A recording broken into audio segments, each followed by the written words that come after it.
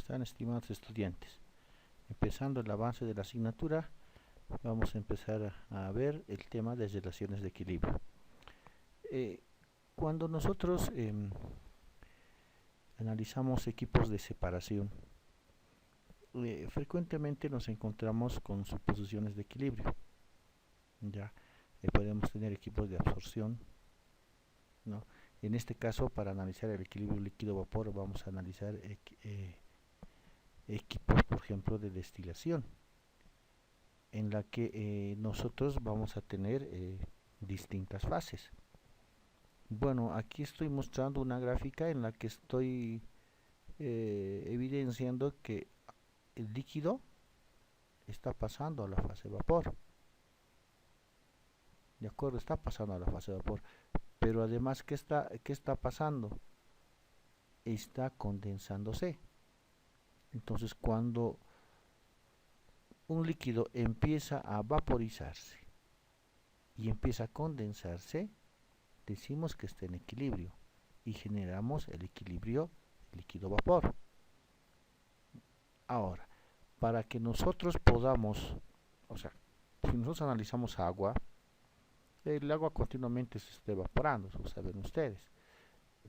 Cuando nosotros utilizamos equipos de separación, ya introducimos energía para producir el cambio de fase.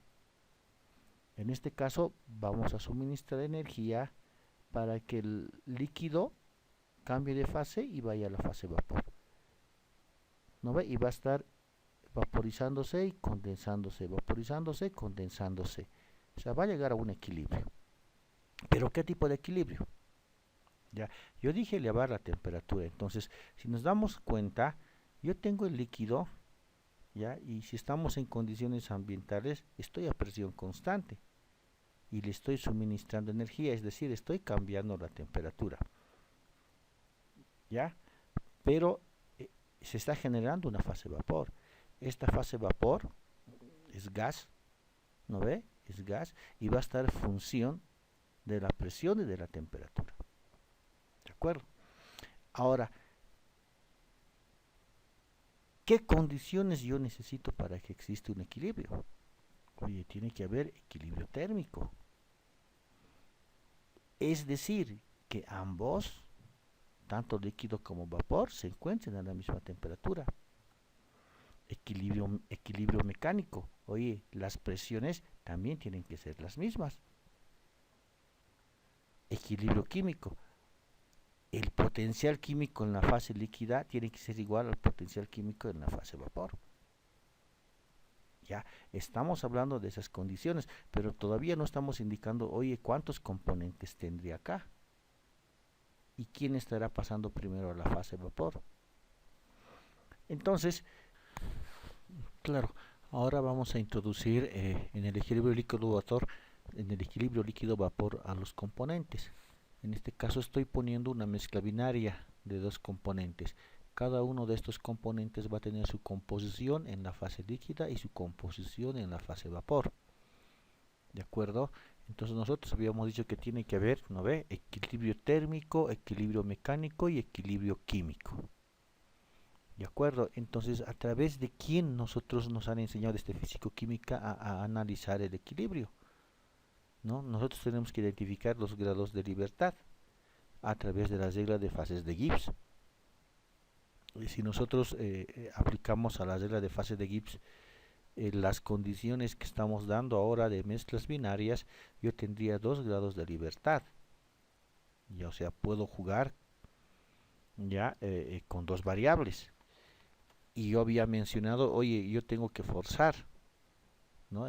Pongo energía para que cambie de fase. Y si está en la fase vapor, oye, tenemos dos variables, la presión y temperatura. Entonces, adicionalmente, yo he mencionado aquí, oye, la composición. Es decir, tengo tres variables. Al decir 2 grados de libertad, ¿qué me está diciendo? Que yo voy a modificar una y voy a obtener la otra. Pero para ello debo mantener una de las variables constantes. O sea, una de las propiedades intensivas. ¿Cuáles serían esas propiedades? La temperatura o la presión. ¿De acuerdo? Entonces, si un poquito adicionalmente recordamos en que cuando está existiendo un cambio de estado, existe una variación, ¿no ve? De la energía libre de Gibbs. ¿De acuerdo? Y habíamos dicho nosotros que debemos tener un equilibrio químico, o sea, deberíamos laburar con el potencial químico. Ahora, si voy a una secuencia de decir temperatura constante y presión constante, estaría definiendo, ¿no ve?, que mi energía libre de Gibbs va a ser igual, ¿no ve?, al potencial químico por el cambio del número de moles que ha existido. Entonces estaríamos definiendo que el potencial químico va a ser igual a la variación de la energía libre de Gibbs sobre la variación del número de moles. ¿Ya? Entonces, en la condición de equilibrio estamos hablando que estos dos potenciales tienen que ser iguales. ¿De acuerdo? Es decir, el potencial químico del componente A en la fase líquida tiene que ser igual al potencial químico del componente A en la fase vapor. Ahora, lo que es común es que el potencial químico no suele utilizarse para el cálculo del equilibrio de fases. ¿De acuerdo? ¿Por qué? Porque nosotros necesitamos medir y estimar estas funciones. Entonces, nosotros, ¿no ve?, no vamos a utilizar el potencial químico, vamos a utilizar otras variables. ¿Ya? Entonces aquí voy a poner algunas condiciones por lo que no es recomendable utilizar el potencial químico. Una de las condiciones es que no se puede expresar como una cantidad absoluta.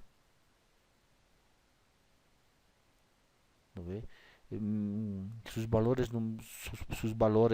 son difíciles de relacionar con cantidades físicas comprensibles. Y si la presión tiende a cero, su valor se acerca al menos infinito. Entonces el potencial químico para analizar el equilibrio no es de gran ayuda, ¿de acuerdo?, para el equilibrio de fases. Pero nosotros podemos analizar el equilibrio líquido-vapor desde dos condiciones, desde la condición ideal y desde la condición real. En la condición real es que donde vamos a utilizar, en vez de medir al potencial químico, vamos a empezar a trabajar con la condición, mejor dicho, con la fugacidad. Entonces en su momento vamos a hablar de eso, ¿de acuerdo? Inicialmente vamos a hablar del análisis ideal, ¿ya? Entonces vamos a analizar el equilibrio líquido-vapor a través de la ley de Raoult, que es nuestra condición ideal, ¿de acuerdo? Entonces la ley de Raoult nos indica, ¿no?, que la presión, como está en la diapositiva, que la presión ejercida por el componente I en la solución es igual al producto de la fracción molar por su presión de vapor. Entonces yo he generado dos componentes, ¿de acuerdo? He generado dos componentes, el componente A y el componente B. Entonces a partir de ahora vamos a elegir a uno de los dos componentes por sus características, por alguna de sus propiedades, es decir, quién es el componente más volátil. Al componente más volátil lo vamos a definir el componente A. Al menos volátil lo vamos a definir como el componente B. ¿De acuerdo? Ahora, si yo tengo las presiones parciales, puedo determinar la presión total. La presión total, ¿no ve?, va a ser la suma de las presiones parciales. ¿De acuerdo? Entonces yo tendría más o menos un diagrama de este tipo, fíjense, líneas rectas que me representan el comportamiento ideal. ¿De acuerdo? Que me están representando el componente ideal. ¿De acuerdo? Ya. Ahora, XA son o es fracción molar del componente A, fracción molar del componente B. Entonces, ¿qué significa? Que en esta parte de relaciones de equilibrio y destilación vamos a trabajar con fracciones molares. Eso tengan en cuenta. Ya, por lo tanto, vamos a empezar a analizar nosotros, de acuerdo, como tenemos dos variables de acuerdo a la regla de fases de Gibbs, vamos a obtener primero nuestros diagramas a temperatura constante. ¿Ya? Entonces yo voy a tener al componente más volátil y al componente menos volátil. Si estoy trabajando a a temperatura constante, ustedes saben que la presión de vapor solo es función de la temperatura. Por lo tanto, si esto es constante, yo voy a tener valores fijos de presión. ¿De acuerdo? Entonces vamos a dar una metodología de cómo debemos evaluar. Por lo pronto, trabajaremos con las ecuaciones para generar otras ecuaciones. ¿De acuerdo? Si yo os emplazo en vez de la presión total el equivalente, yo tendría que mi presión total va a ser función de las presiones parciales. Ahora, ¿qué me conviene? Poner en función de la fracción molar del componente más volátil. Entonces este XB va a ser 1 menos XA. Acá estoy analizando todavía la fase líquida. Puedo obtener muchas más ecuaciones. Si yo conozco la presión total y las presiones de vapor, automáticamente puedo conocer mis fracciones molares. ¿No ve? En este caso, si conozco de A, automáticamente por una de estas voy a conocer del componente B. ¿De acuerdo? Entonces, ¿qué significa en esta gráfica esta línea recta, ¿no? Acá estoy obteniendo una ecuación de una recta. Y es el comportamiento del líquido. Entonces me está diciendo que el comportamiento del líquido es una recta. Ahora vamos a la secuencia. Miren, si x de A vale 1, esto vale 1, P de B menos P de B, la presión total es igual a la presión de vapor de A. Por eso este punto aquí dice presión de vapor de A. ¿No ve? Ahora, si x de A es 0, todo esto se hace 0 y la presión total es igual a la presión de vapor de B. Es este punto. Esta gráfica la estoy construyendo como el cambio de la presión total en función de la fracción molar del componente más volátil. Presión total versus XA. Esto para la fase líquida. Pero si vamos a la fase vapor, no, yo utilizaría Dalton. ¿No ve? Dalton nos dice que es la presión parcial de A sobre la presión total y hallo mi fracción molar del componente en la fase gaseosa. Si yo reemplazo el valor de la presión parcial, estoy relacionando mi fracción molar en la fase líquida con la fracción molar en la fase gaseosa.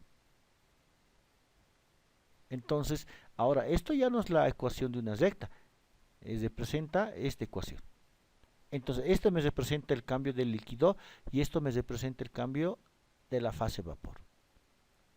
¿De acuerdo?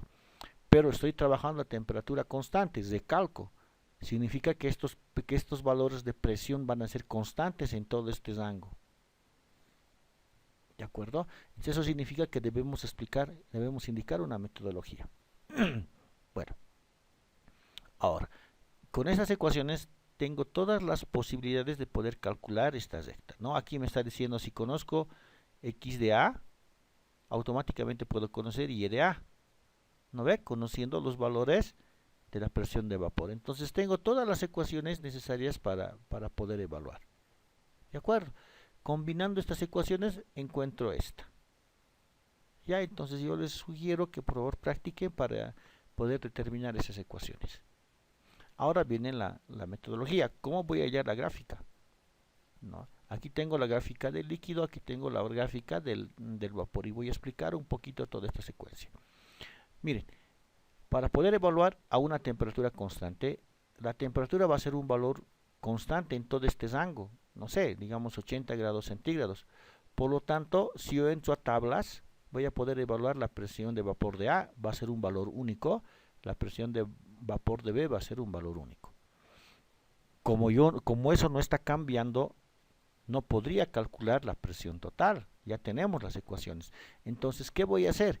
Me voy a dar valores de la fracción molar del líquido. ¿No ves? 0,1, 0,2, 0,3, 0,4, 0,5, 0,6, 0,7, hasta el 1.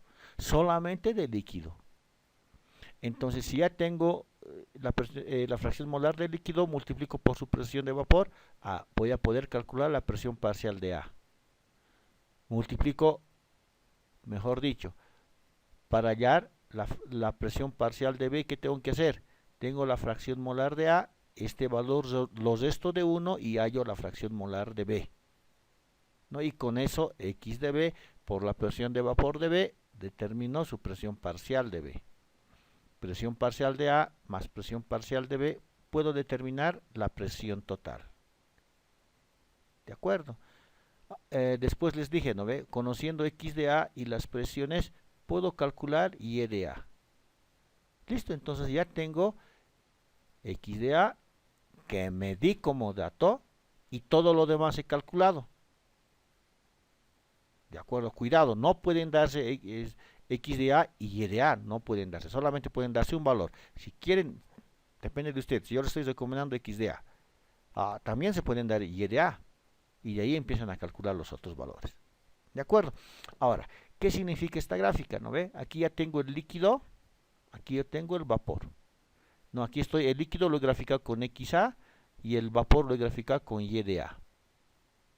¿De acuerdo? Ahora, ¿por qué estoy poniendo líquido? Claro, ustedes se dan de cuenta, presiones totales, estoy trabajando con la presión total. Altas, esto se encuentra en fase, el componente se encuentra en fase líquida. Voy disminuyendo la presión y voy generando un cambio de fase. El líquido se vuelve vapor. ¿De acuerdo? Ahora, ¿dónde vamos a utilizar generalmente esta gráfica? Oye, nosotros vamos a utilizar esta gráfica en destilación. O sea, aquí tengo la fase líquida, aquí tengo la fase vapor.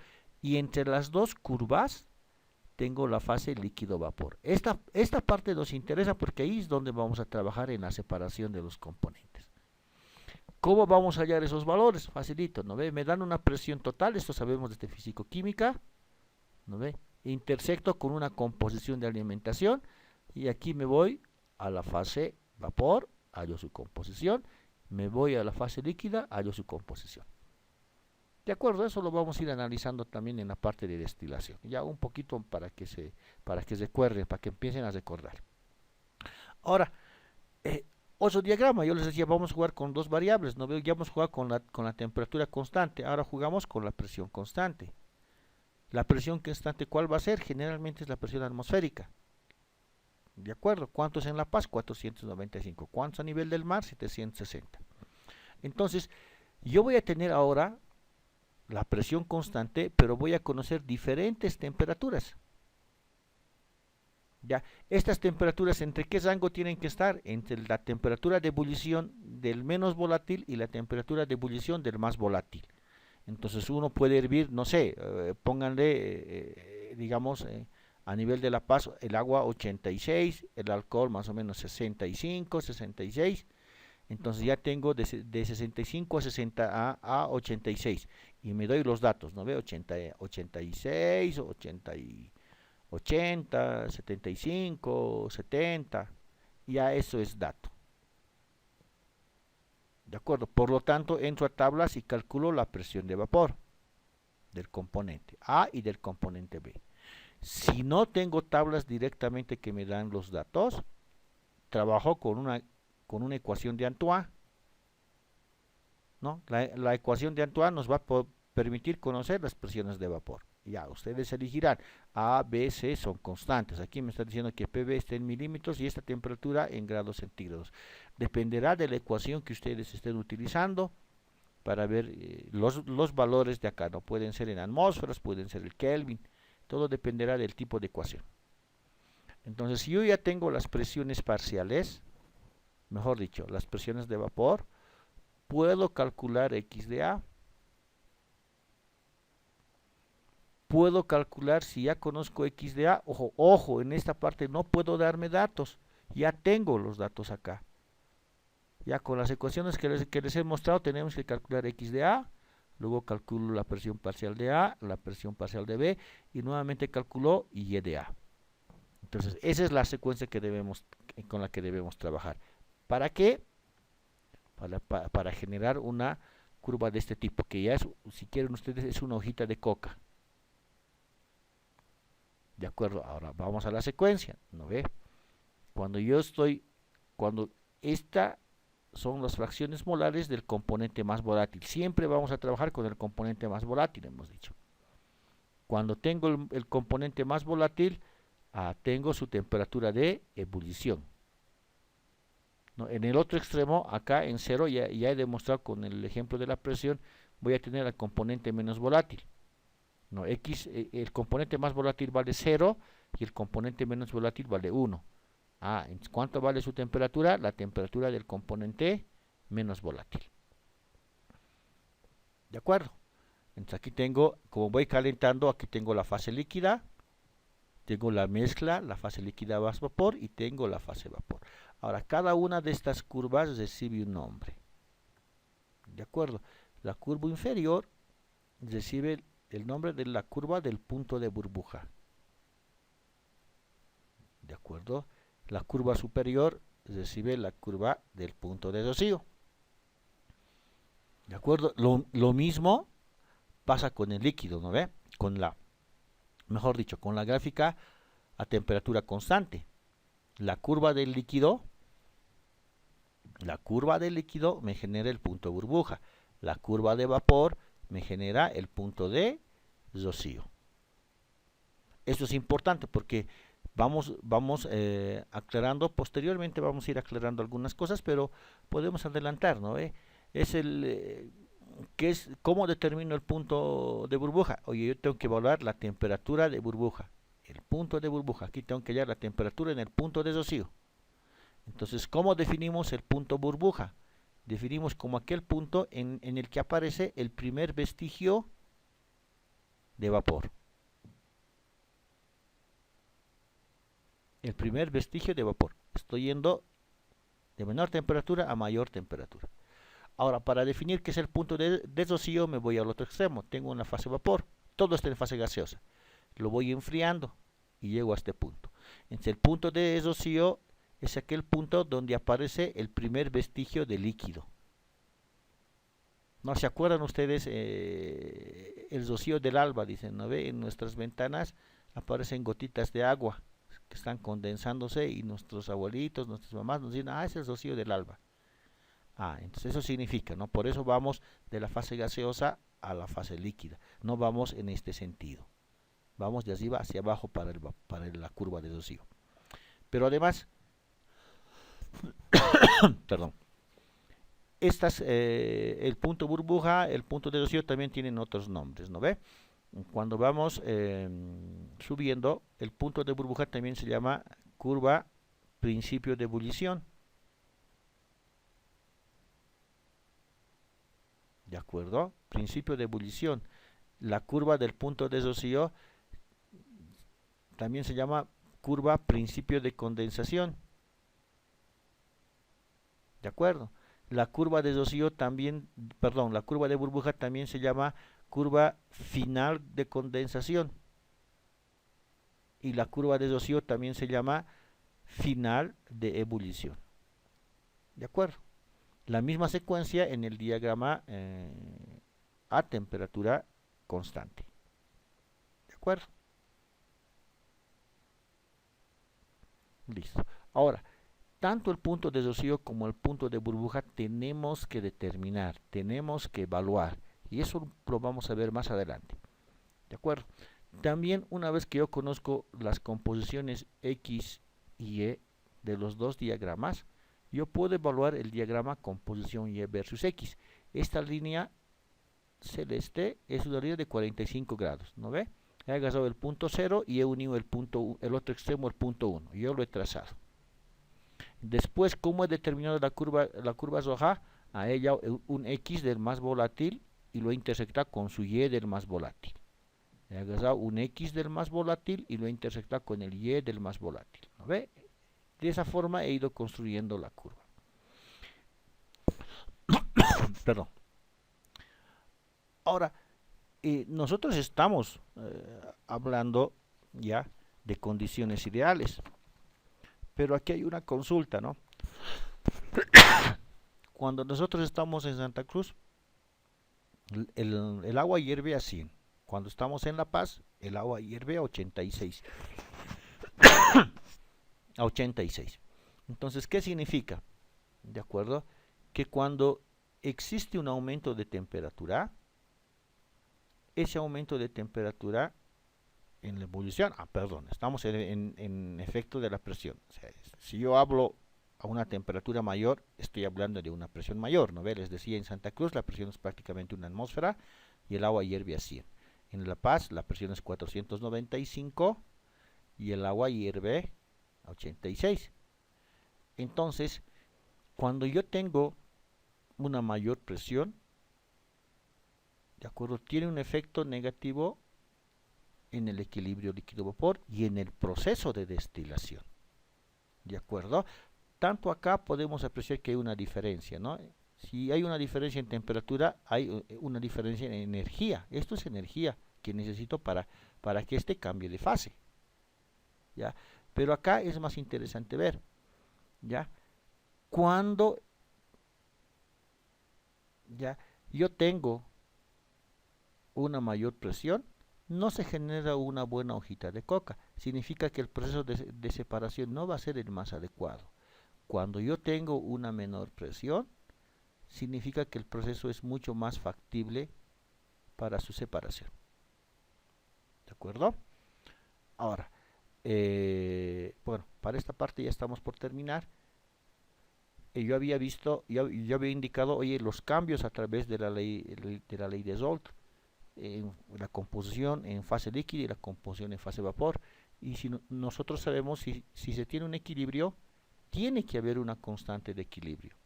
¿Ya? Esta constante de equilibrio va a ser la composición del vapor respecto a la composición del líquido. Entonces voy a poder tener de acuerdo al más volátil, al menos volátil, es decir, en función al número de componentes que yo tenga. ¿De acuerdo? Estas constantes de equilibrio se pueden utilizar para condiciones ideales y para condiciones reales. Esta constante de equilibrio nos va a ayudar a determinar el punto burbuja y el punto de rocío. ¿De acuerdo? Y cuando yo trabaje en función de la presión, en este caso la última ecuación, esta ecuación solamente se utiliza para condiciones ideales. ¿No? Este KI puede ser KA, va a ser la presión de vapor de A sobre la presión total de, puede ser KB, la presión de vapor de B sobre la presión total. Esta solamente para condiciones ideales. Esta para condiciones ideales y condiciones reales. Hasta aquí vamos a ver esta parte ya. Se cuidan. Hasta luego.